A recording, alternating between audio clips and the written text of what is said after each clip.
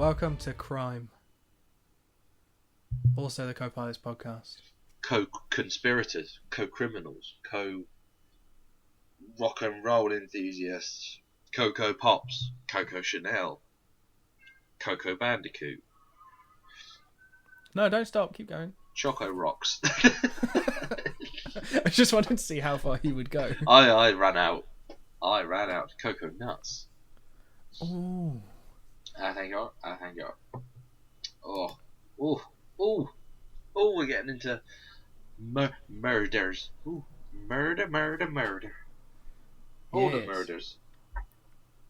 And I mean, the theme, the real connection thing, apart from the crime, is people who've been in Doctor Who.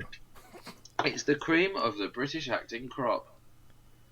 Yeah, because obviously Russell Tovey was in Doctor Who,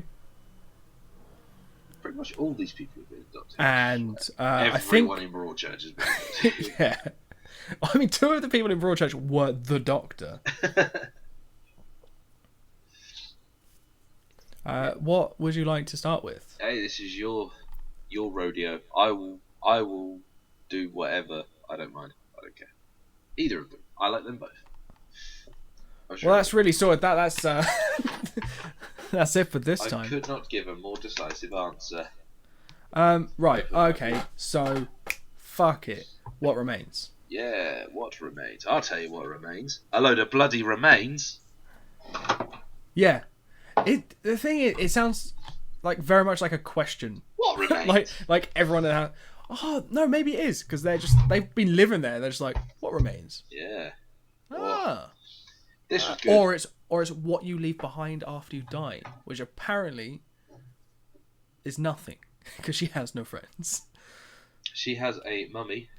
Oh dear. Yeah. I'm going to sneeze. That's staying in. Oh yeah, well, I wouldn't expect you to We do that. don't do editing. No, it's far too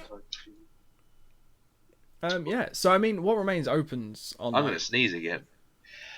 This is what happens when you let a gardener have hay fever. It is a real occupational hazard, particularly in these times of a lot Summer. of dry air and dust and shit getting into my lungs. Have you thought about just watching TV full time? Hey, if I could get paid to do this, that's that. I mean, I think there's a way. I think it's called signing on. Oh shit, I could sign up.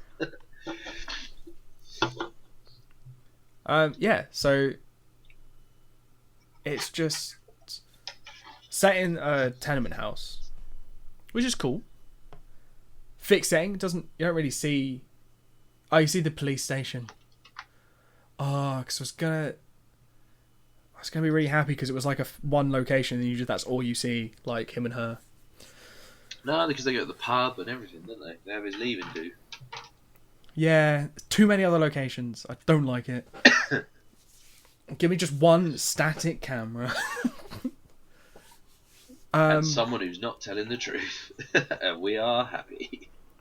Yeah, but so it starts off, you see a woman coming home to her flat, walking up the stairs, hearing a noise in the loft. Can I stop you there? Crucially, she pops on the side a pineapple, a loaf of bread in a bag, and a bar of chocolate.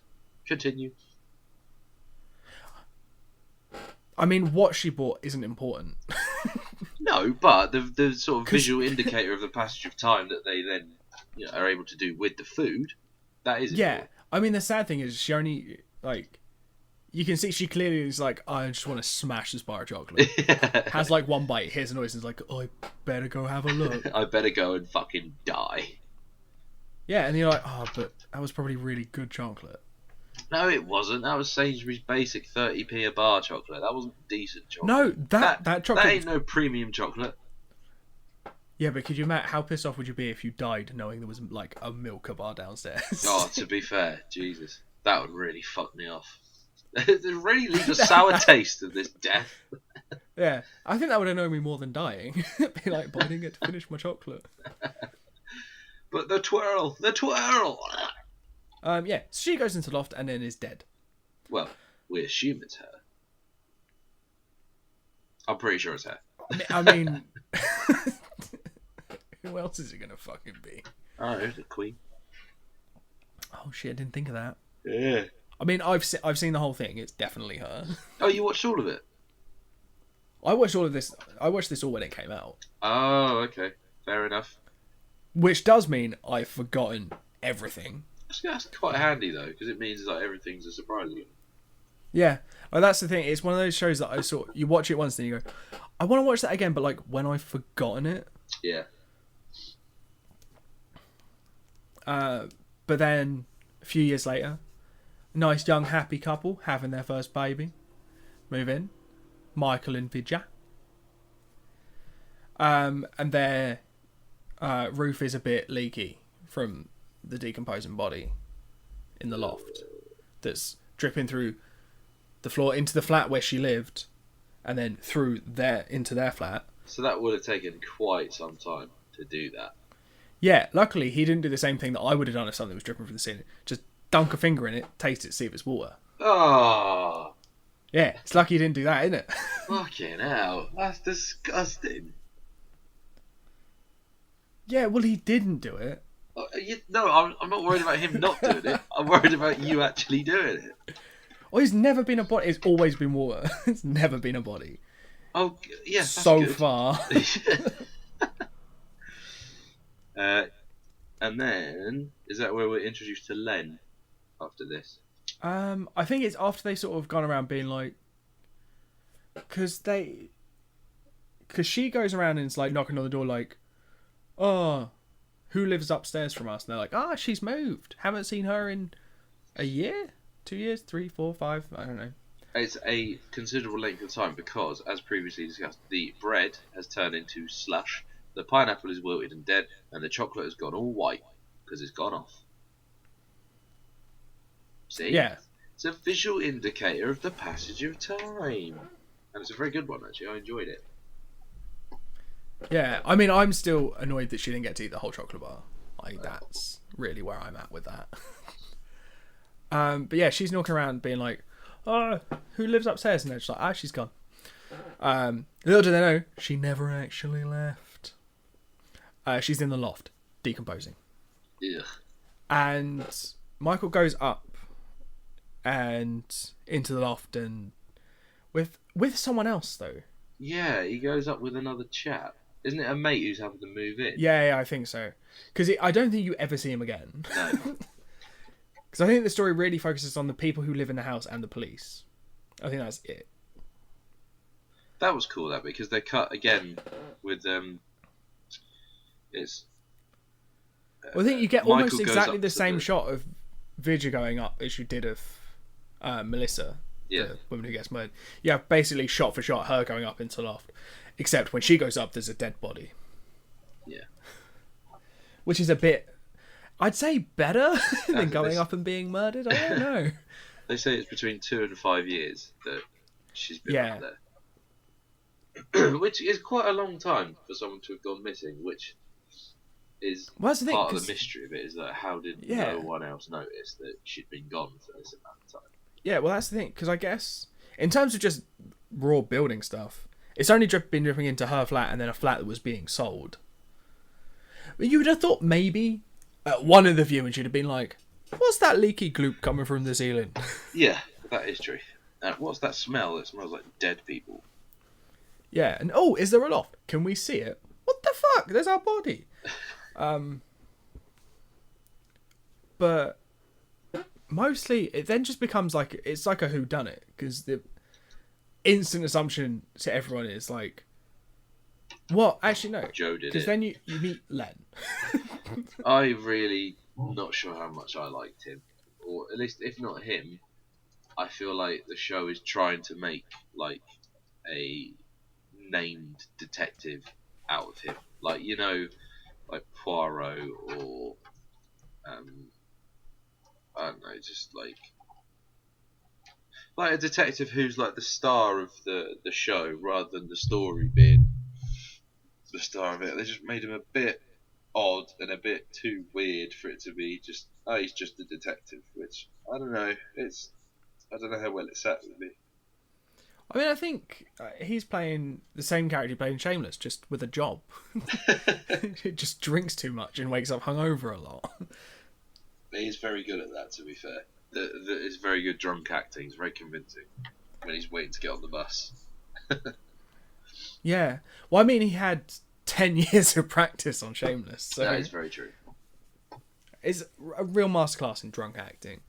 But so they turn up at the house because everyone's like, "There's a body." I think I would always find that a fairly reasonable reason to call the police. I think so. Just moved into the flat. There's a body. It wasn't us. We've just moved in. I mean, I think if your first response isn't, I should probably call the police, then, something wrong. Yeah, no, that's true. But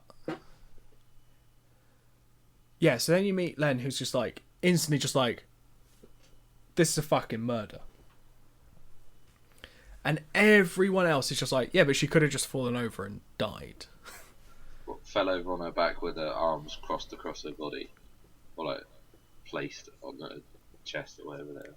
Yeah, I mean, I'm not saying it's likely, because this would be a really boring TV show if it got to, like 4 episodes in. It's just like, oh no, maybe she did just fall over, and that's that. And then, but he's only got like I think a week left before he retires. Yeah, I don't think it's even that much. And that's it's the like thing. And everyone's accusing him of taking this on because he doesn't want to retire. So like, you don't want to retire. You just want to like do this and like keep it open so you can stay. And he proves them wrong by retiring and continuing to work the case. I was one day from retirement. So I retired, and then yeah, but as soon as he retires, they just go, "Yep, this was suicide, or an accident, or whatever." But then enter Joe, not me, but yeah, like the good the one teacher. is on the telly. Oh, thanks. I've been on telly before. Yeah, and they didn't ask you back, did they? Well, I mean, it was the final scene of the final shot of a TV show, and I was a zombie, so probably not. That's fair. That's fair.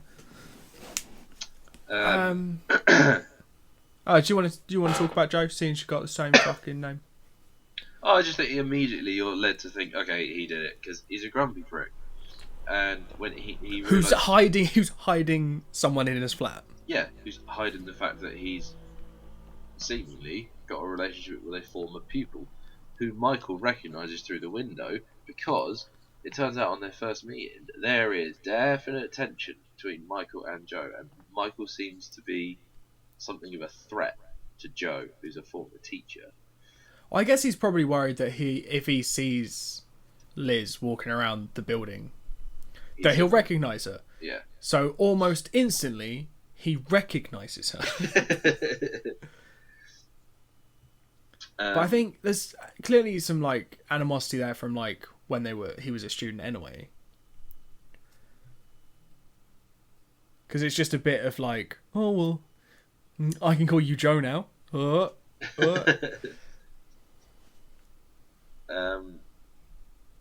That's it. Oh, that's where you first start thinking, oh, something's going on with Joe, because he explains to someone he's not married, and then another thing, you see him walk over he gets in, he goes in his front door, and there's a meal waiting for him, so you know there's someone else in there, and then it's only after that what happens is Michael's like a shirt falls off the it's like the bed sheets. Yeah, I've had neighbours like that, but I may currently have neighbours like that. Are you not allowed to do all this?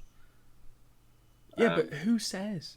Your flat, your rules. Yeah, I mean... You're lost if they blow away. We signed a contract, so...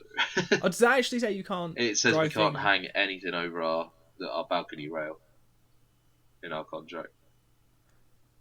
See, I thought when I saw that, I was like, that's something they've just made up for TV. I No, didn't realise that was genuinely a thing. yeah, that legit. Well, you never had a balcony before. I had one balcony in Manchester and I didn't read the contract. Well, there you go.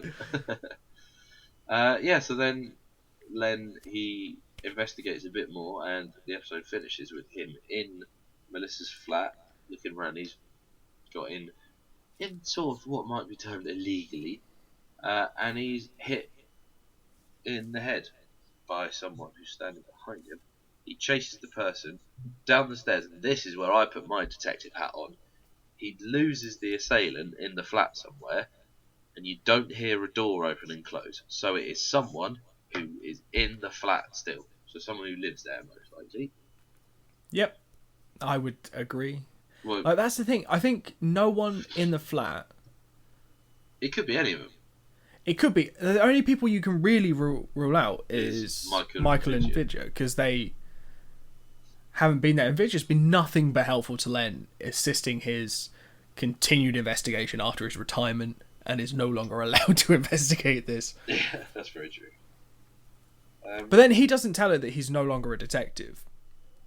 Which is bending the rules ever so slightly. He literally gives her a key to a crime scene by going, I know. like, I thought sometimes we just like to have one on site, just in case. And then like the next scene, she's just like, I'm just gonna go have a look around. Is this flat nicer than mine? Apart from the murder that happened above it. I mean, would you genuinely, if you found out that someone had died in your attic and had just been there for a few years, would you continue to move into that flat? Or would you go, well, I mean, we've already got the van. Put the stuff back in the van. Yeah, but it was a proper faff lifting that cupboard up the stairs. I'd probably just... I'd carry on. Hey, leave the cupboard. That'd be alright. I'm sure there's no serial killer or anything like that. Yeah. But I really like the show. Yeah, it's also only 4 episodes. I know, which means I might actually finish it. Yeah, in a couple of years. Yes. Isn't it mad that that's a thing now? Like, you see, oh, great, I want to watch the show. Oh, brilliant, it's only 6 episodes, 8 episodes, 4 episodes, or whatever. I love that. I love watching... Also, I think sometimes with a shorter run of a show, you get generally a lot more quality packed in. Like, watching The Replacement. That was so good, and it's only 3 episodes. Yeah. Yeah, well, again, I still haven't finished that. But... Well, you're a third of the way through it already. You're a quarter of the way through this. That's very true. But yeah, I know. The thing, when I was watching this, I'm going to finish watching it again, I think. And like, it was so good. So do you remember what the ultimate ending of it is? I remember that it's someone in the house. Okay. I feel like there are characters that we've missed introducing. Because there's the lesbians. Didn't talk about the lesbians. Well, one of them like sees the police and runs away. So maybe it was her. He's just gone, fuck it, nope. I've written down the name Richard Webb. I don't really know why. I can't remember why I've written that name down. I'm not sure he's even a character. I don't know why I wrote that then. I think it might have been a suspect at some point. Someone mentions him. I think because that's what I tend to do. I write down notes, but any character names I just write it on the right hand side of the page, just so I can remember. Yeah, and there's the journalist who's downstairs who's been asked to cover the story, and his son who's a twat. Oh yeah. I remember that. Yeah, his son's like that sort of strange gothy kid. Yeah, but that's the thing. I think the first episode does a really good job of it setting up the crime, introducing you to all of the suspects, apart from the one who just goes, "Yep, nope," and just leaves. Because I think the police officer stuff gives you a really good premise to just go, well, here's these characters, here's a little insight into like what they're about.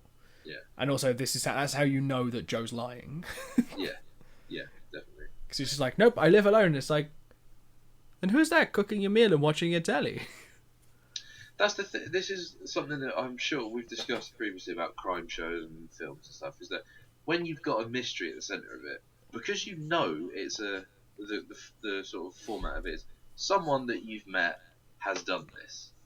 You Yeah. start just randomly, without any sort of logic, go, "Oh, could be this person," for no real reason. Which, you know, I actually did find was a problem with Broadchurch the first time I watched it, because I guessed who it was purely based on just no evidence within the actual show, but just because you're treating everyone as a suspect. I think it's this person, and it turns out I was actually right. Interesting. What I like about this is that from the first episode, I have no idea. Oh I yeah, mean, no, I at this know, point, but I have no idea. yeah. Like from purely on the first episode, you go, I think Len did it. Yeah, I really liked it. I probably will finish it at some point. I mean, genuinely, one of my favourite scenes is Len's hangover, where he's just been given a bow and arrow, and he's just walking through the flat, and there's just like, there's an arrow in the door, and it's just like, it made me want a bow and arrow. Well, we had bows and arrows a couple of weeks ago. Yeah, but I want ones that will hurt people. Oh God, we need to talk about Kevin. Yeah, no, I like it. Broadchurch. Or, who was in who? So, As it's now stuck in my head as. this is literally every notable British actor from the past sort of 10 years is in this show. Yeah. Everyone's in it. Like, everyone is in it. It's got Well, an you've Oscar winner in it now. Yeah, you've got 2 Doctor Who's. You got one sidekick. Is that Yeah. right? Rory. One. Yeah, Rory was a companion. I don't know his name, but he's just Rory. I can't even remember what the priest is Arthur called. Darvill. No, I meant the priest. Oh, well, Olivia Colman, who was a villain in Doctor Who. Eh? She was Matt Smith's very first villain. Really? Yeah. I didn't know that. I mean, David Tennant, he was something to do with Doctor Who. I don't think he was. I think you feel that wrong. Jodie Whittaker. No, again, I don't think she's in Doctor Who. Yeah. Filch was in Doctor Who. And Harry Potter and Game of Thrones. Grey Worm, he's in Game of Thrones. Yep, he is. There was... And Vicky McClure is in This Is England. And The Replacement. What's weird is in series 3 of Broadchurch, Lenny Henry shows up. That sounds like a real downward spiral. Yeah. Yes, Broadchurch. So, the start of Broadchurch, you see a cliff. I forgot how foreboding the opening is. Like, it's a lot of slow crawls up to like buildings and down a dark, quiet street, and then you see the cliff, and then you see a boy at the top of the cliff, and he looks right over the edge, and then it cuts to The next day. Very just the normal day. normal breakfast. Was it cut to the breakfast of his family the next day? Where's Danny? Oh, he's already gone out. So instantly, like, oh shit, Danny's. Yeah, like as soon as that, I was just like, no, your kid's fucking dead, mate. But the dread it builds over the first day, like, it starts pretty normal, and it's just like a coastal town that's getting ready for all the seasonal people to show up and bring a load of tourism and stuff like that. And like, yeah, no one's even really like I think about the first 10 minutes. Really don't know that anyone's like. She knows that her kid's not at his sports day. Like, Beth knows that like he's not there, and then goes. It's the traffic. The traffic is. Really She's just going. I think she sinister. just goes to go like into town to be like, oh well, maybe he's in town. But then, even at the very start, when Joe is it Joe? Not Joe. When I forgot this character. When Mark gets in the van with his mate, he says, "You're late," and his mate says, "Oh, sorry, traffic's backed up." So like, even from there, you're like, "Oh shit!" And you know it's building to the point where these people find out that their son and brother and grandson has died. and it's horrible. It's just when she's sat in the traffic, and she's like, "What's the hold up?" And someone says, "Oh, they found a body on the beach." You really, you see the moment she just clicks like, "I've not seen my son all day. There's a body Yeah. on the beach." She gets I mean, there was cuffed, there was a little bit of me that was like, what are you going to do about your car, though? See, this is why we all think you're a psychopath. I did a test. I feel like you're not concentrating on the right aspects of what's going on. No, genuinely, I turned up at this friend's barbecue at the weekend, and I was handed a phone, and they went, "Here's a psychopathy test. Take it." And my first question was, after I finished the test, was like, is it good to have a high score? It is not. But apparently, 79 is quite high. Oh wow, well done. See, well done doesn't sound like the right response. Their response was, fuck you, get out of our house. Put the dog down. So yeah, we fight. So then you see Danny, the boy, is dead, and it quickly transpires that even watching that scene again, you look at the height of the cliff and where he is on the beach. You know it's not right.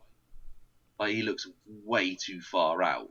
Also, like from just like from like the position of his body and stuff, like just the way his body's laid out, it doesn't look like he's fallen. Yeah. Which is then confirmed a short while later by Dr. David Tennant, who says that he doesn't think he fell.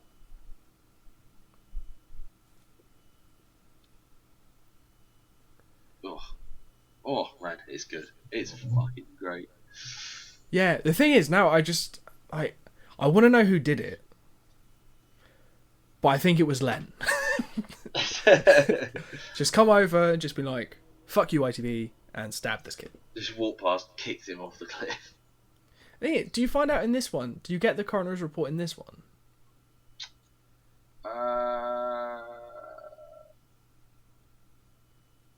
Yeah, you do, because he says that he was strangled. He says, the angle of it, we realised that he would have to have been facing his attacker, so he would have known who was doing it. I think it was the dad. It's always the dad. You should watch episode 2 when that is investigated. Oh. Is it not the dad? Is it Filch? Because he's never liked kids. Again, that is investigated. He's probably bitter about being killed by... It's one of these it's one of these situations where, like, the entire community transpires... It's a Grey Worm. It transpires the entire community has stuff to hide, and when the police investigate those things, that's when, like, fingers start getting pointed. Yeah, I mean, I'm 100% going to watch the rest of this. It is fantastic. Where did you watch it, by the way? Amazon. Yeah, me too. Yeah, no, it is absolutely brilliant. I've not seen the second series, but I have seen the third series, and the third is as good as the first. Apparently, the second one's a bit of a letdown, but I don't know. I've not seen it. Yeah, the thing that seems really interesting is that Doctor Who Tennant has like a history as well that seems like that's going to come out over the series, or maybe over the 3 series. Oh, what of his? Like the Sandbrook stuff, because that draws Vicky McClaw's character in to be like, yeah, but look, it's this guy. How could you ever let him be a police officer again? Like, he recognises her as well. And she steals the teddy bear. I think she did it. Right, so far, you've named pretty much everyone in the town. I think it was the teddy bear. Oh, shit. Yeah. No, and then you see Danny deleting texts and files off his laptop. Danny's the kid that's dead. Oh, the other one. Tom. Yeah, whatever. That one. Yeah, being a little secretive crybaby. That's what I really like at the end of the first episode. Is it gives you that montage of everyone watching the news conference, and it really makes you think, oh shit, it could literally be any of them. And what's interesting is that the actors weren't told who did it until like right at the end. Like in some cases, like literally a minute or two before they were filming the scene where they found out who did it, they were told. Like, By the way, you did it. It was Cilla Black. Go. And like, what? Turns out it was he just fell out of a TARDIS. Because there'll be two of them flying around there now. So, but that's the thing. Like, as much as like the show was just sort of like, look, here's a bunch of cool characters. I was just like, yeah, but which one of them killed the kid? That's what's interesting about Broadchurch. It lets like it explores what how each character reacts rather than being like just having the police investigation. Yeah, and it also kind of doesn't introduce anyone.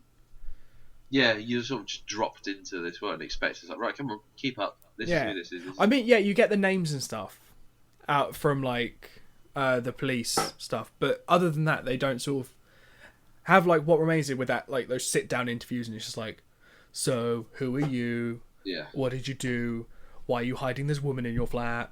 Like, you know, that sort of shit. Like, you don't get all of that straight off the bat. But I imagine, because it's a longer run as well. There's how many episodes? I think it's 8, I think. Or is it slightly fewer?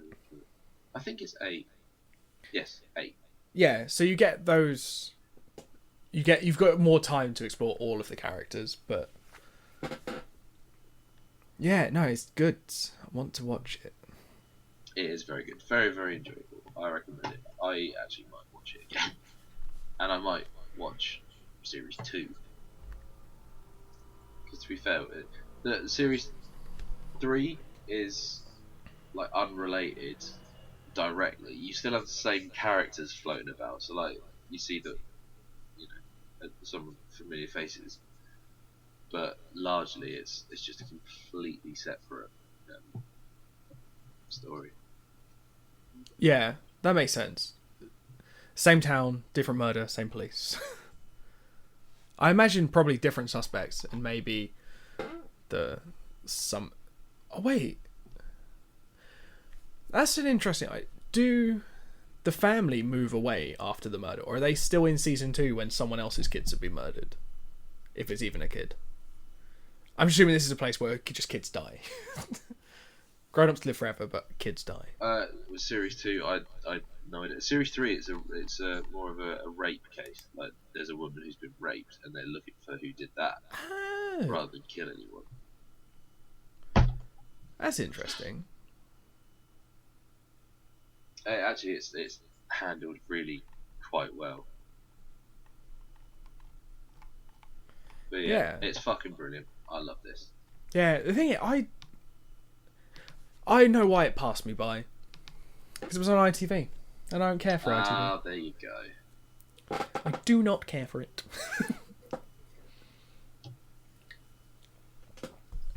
Yeah, so I think... Very good. Yeah, I think we basically just discovered that we like crime. Yeah, we've sort of always known that, haven't we? What's next for co-pilots? For co-pilots, it is more crime. Oh, good. What's this? Line of Duty and Happy Valley? Yes. Happy Valley is fucking great. And Do you know what's good? Line of Duty, more Vicky McClure. We watched the pilot of Line of Duty a little while ago. I might need a quick refresher. It's good. Cool. I look forward to discussing those. Yeah. What's next for co-directors? I don't know. We still haven't. You haven't decided yet. For 2 reasons. 1, I can't read this schedule. 2, legitimately, the next one is undecided yet because we realised, as we said in the previous co-directors, the film that we want to discuss doesn't actually exist. So well, it exists in 27 parts in YouTube, but that doesn't feel right. No, that is not. And even trying to I looked at trying to order it, and I don't. Like, I can't guarantee it'll be the right thing that turns up. No, so I think we're going to skip that. We're going to pick a new surprise director. That's what we're going to do. It's going to be Taika Waititi. It's not going to be Taika Waititi. Why not? Why is it never Taika Waititi?